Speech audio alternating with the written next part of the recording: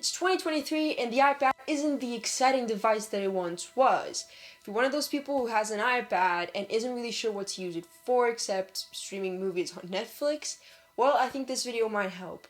I'm going to show you what's on my iPad, all the apps that I use, how I've got it set up, and my general workflow. Though not my favorite, it is the device that I use the most, be it for school, work, personal stuff, or this YouTube channel. Hey, my name is Lowell and welcome back to the channel. Here I take the big budget approach and throw it out the window in favor of more realistic, more budget-friendly equipment, gear, and software. My iPad is a 12.9-inch iPad Pro from 2018. It was my mom's and she gave it to me when we realized how useful it could be for my work and my schoolwork. I'm a musician, and before I had to print a lot of sheet music, often like 30 pages a week. Sometimes I'd have to print the same thing over and over again with some minor changes, and it would be a waste of money, a waste of paper, a waste of energy. So now the difference in convenience and sustainability is huge. Let's get on with it then. This is my home screen. One single page and it's everything I need.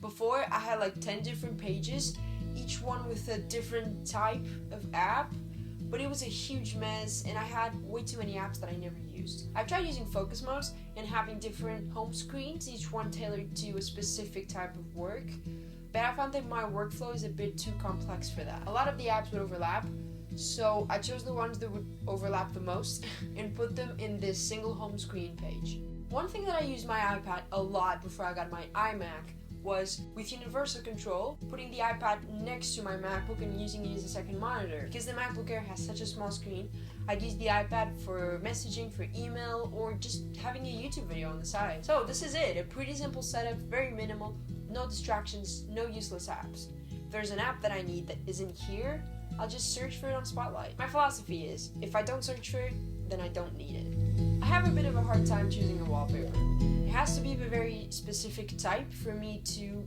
put up with it, basically.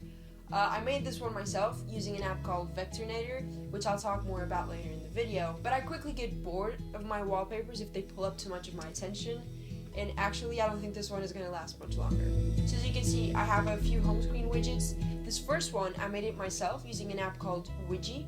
It shows the current temperature and the temperature for the next 5 hours, and below it, a very simple weekly calendar. Below it, I have a batteries widget, and another one has 4 shortcuts that I use to activate different focus modes.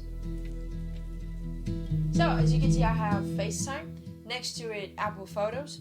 I don't back up my photos to iCloud. I prefer Google Photos for that. I just find the process a little less cumbersome and it makes a lot more sense for me. Then I have the native Apple Calendar. It's my calendar of choice. It just doesn't make a lot of sense for me to spend money on a calendar app, and I don't like Google Calendar. Just the interface doesn't really agree with me with all the colors and the way they organize it, and I don't like it. The next app I want to talk about is Spark. Spark is an email app that everybody says great things about, but to me is a little annoying. They're very forceful with their smart inbox features. They just split your emails into way too many categories, and I never know where to find my emails. The search engine is a bit weird because sometimes I search for an email that I know that I sent or that I know that I got, and it just doesn't show up when you search for it. But then if I got my MacBook on the Apple Mail app, I search for it and there it is. It's a bit weird. Because everybody said great things about it, I decided to give it a try, and I've been using it for like 6 months, maybe even a little more. I've given it a fair shot. But I'm switching. I'm switching to Outlook. I've actually already switched to Outlook on my phone.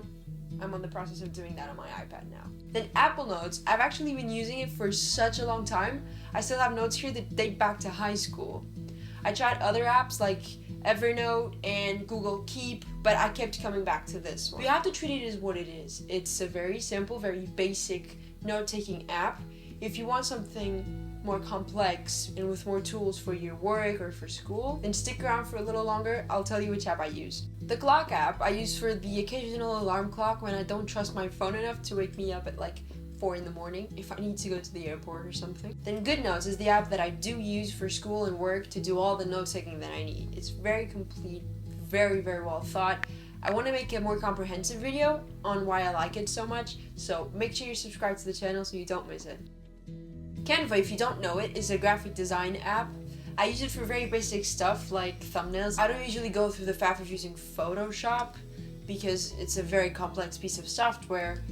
But I am reconsidering this decision though, because Canva has quite a few limitations. For example, you can't work with layers, which complicates the workflow and just makes everything so much harder and so much slower. So I may be making the switch to Photoshop eventually, actually rather sooner than later, I think. Then YouTube Studio for tracking the stats on my videos, and YouTube, my favorite platform in the whole world. FourScore is the app that I use to work with my sheet music. It was made by musicians and for professional musicians, so you do have to pay a little bit for it. It's like 17 or 18 euros, but I found it to be completely worth it. It's very stable, very reliable, and when you're out on stage or in a concert, your iPad cannot fail. So I'm not trusting a free buggy app with my career. Lightroom probably needs no introduction, but if it does, it's the industry standard photo editing software made by Adobe. It's the best one out there. I don't think anyone really puts that into question. I do wish there were a Lightroom Classic app for the iPad though. I don't really like the interface of Lightroom Mobile. It's a little childish, but this is something very personal. The only real issue I have with the app is that when I'm moving a slider, when I'm editing the photo and I move a slider, the photo becomes blurred, and only when I let go of the slider does it go back to normal. If you're adjusting the exposure, this might not be a huge deal, but if you're adjusting the sharpness, for example, you need to see the picture change while you're applying that effect. And it's very, very annoying to having to let go of the slider and check the result and then move it again and then checking again and then moving. It's very, very annoying. Moving on to the dock, I have the Files app on the left-hand side of the screen. That way it's always accessible but doesn't really get in the way. Next to it, I have Notion, and Notion is a godsend. I don't use the crazy and complex features that it offers. I just use it for the very basic stuff, and still I consider it a godsend.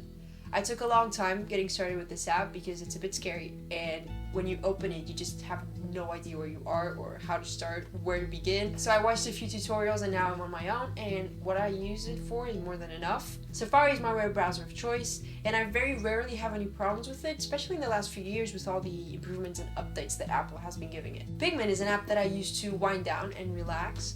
It's nothing but a coloring app that doesn't let you go outside the lines. So you can just color like crazy, you know, go nuts and let all your anger out. It's almost like a meditative practice for me. The Reminders app I use for my reminders, shocker, and also as a shopping list. And I have a list that I made specifically for when I travel for a weekend. So if I go home to spend the weekend with my family, I have everything that I need to bring right there. It's the one that better integrates with the ecosystem. So if I ask Siri to remind me of something, that's where the reminder ends up. And at least to my knowledge, you can't change that. Next to it, I have the Messages app, although it doesn't really look like it. Google Photos is a service that I do use to back up my photos, just not the ones on my iPad. I have it here just so I can access my photos because I like everything to be accessible to me at all times on every device. And then Spotify, the love of my life. Honestly, I don't know what I would do without it.